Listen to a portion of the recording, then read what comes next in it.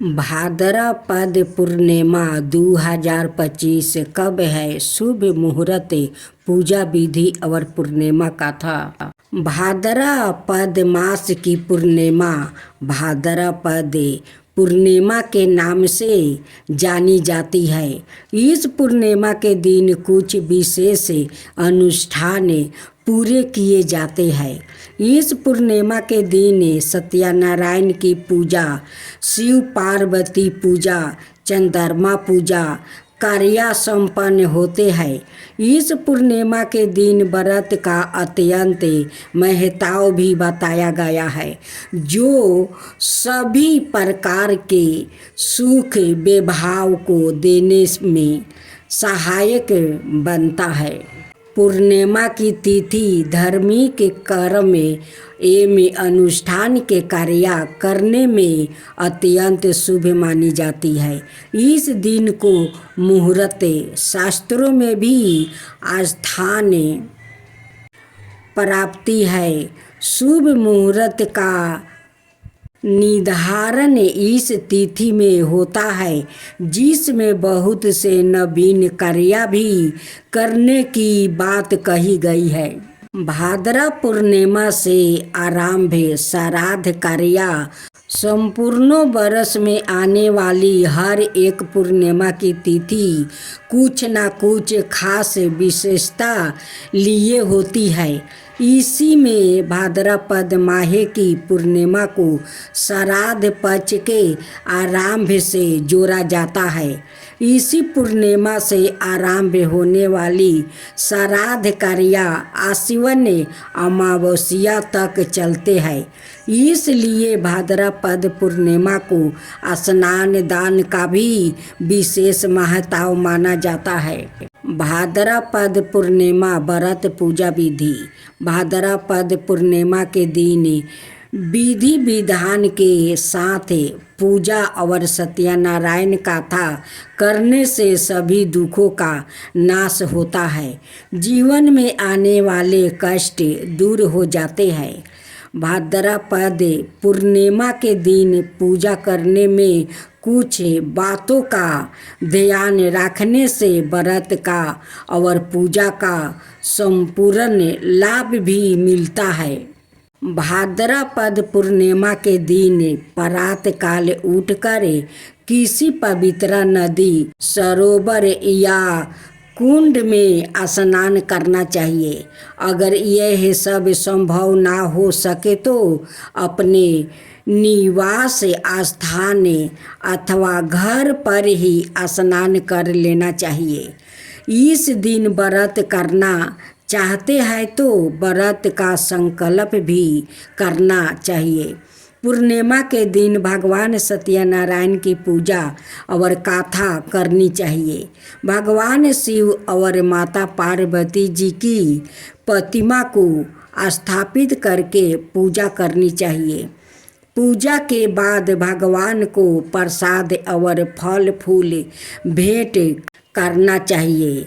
पंचमृत और चूरमे का प्रसाद बनाकर सभी लोगों को पूजा के बाद बांटना चाहिए। पूजा कर लेने के बाद ब्राह्मण को भोजन कराना चाहिए और जरूरतमंदों को दान इत्यादि करना चाहिए। भाद्रपद पूर्णिमा व्रत स्त्रियों के लिए विशेष महत्व रखा जाता है। इस व्रत के प्रभाव से संतान सुखी दाम्पत्य की प्राप्ति होती है। प्रत्येक मास की पूर्णिमा तिथि से ही चंद्र वर्ष के महीनों के नामों को रखे जाने की बात कही जाती है। हिंदू पंचांग में सूर्य और चंद्रमा से ही महीनों के नाम रखे जाते हैं, जिन्हें सौर मास और चंद्र मास के नाम से जाना जाता है। कुछ व्रत और त्योहार सौर मास में मनाए जाते हैं तो कुछ चंद्र मास के द्वारा। इसलिए जब हम पूर्णिमा तिथि की बात करते हैं तो उसे चंद्र वर्ष से जोड़ा जाता है। चंद्रमा के साथ ही नक्षत्रों का भी इसके साथ संबंधित होता है। मान्यता अनुसार जिस भी माह में पूर्णिमा के दिन चंद्रमा जिस भी नक्षत्र में होता है उसी नक्षत्र के नाम अनुसार उस माह का नाम रखे जाने की बात कही गई है। इसलिए 12 महीनों के नाम नक्षत्रों पर आधारित होते हैं। इसी क्रम में भाद्रपद पूर्णिमा का इसलिए कहा गया है क्योंकि इस दिन चंद्रमा उत्तरा भाद्रपद या पूरब भाद्रपद नक्षत्र में गोचर कर रहा होता है। जिन लोगों का जन्म उत्तरा भाद्रपद या पूरब भाद्रपद नक्षत्र में होता है उन लोगों के लिए भी इस पूर्णिमा का दिन विशेष महत्व रखता है। पूर्णिमा के दिन इन लोगों को अपने नक्षत्र की पूजा करनी चाहिए। भगवान शिव, माँ पार्वती, भगवान गणेश और यही विर्धन की पूजा करनी चाहिए। दूध, दही, घी, शहद, फूल और मिठाई आदि को भगवान को पूजा में शामिल करना चाहिए। नक्षत्र के मंत्रों का उच्चारण करना चाहिए। इस पूजा के अतिरिक्त नवग्रहों से संबंधित वस्तुओं का दान भी करना चाहिए।